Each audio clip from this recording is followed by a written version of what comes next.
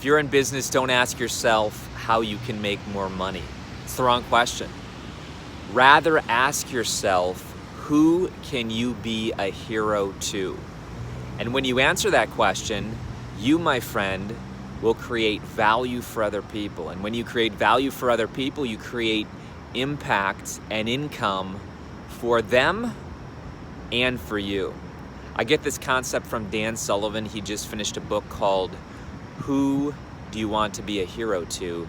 And literally, that answer has changed everything about the way I think. For example, I've went back and told my team how they are heroes to me.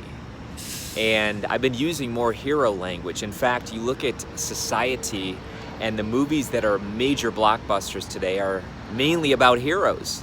They're about Marvel comics and other types of heroes. But you know what? We also go and watch heroes every single Saturday and Sunday and pretty much every day of the week. They're called athletes. And they often become a hero to us. In fact, when a city gets a certain athlete, the whole town erupts. Why? Because that athlete is now a hero to them. So I want to challenge you, I want to encourage you, rather than focusing on money, rather than focusing on how you can earn more, what if we all focused on who we could be a hero to and increase that? And I'll tell you what, we would repel the wrong type of clients and attract the right type of clients. This is Kary Oberbrunner, Be a Soul on Fire. Make sure you check out that book, Who Do You Want to Be a Hero To?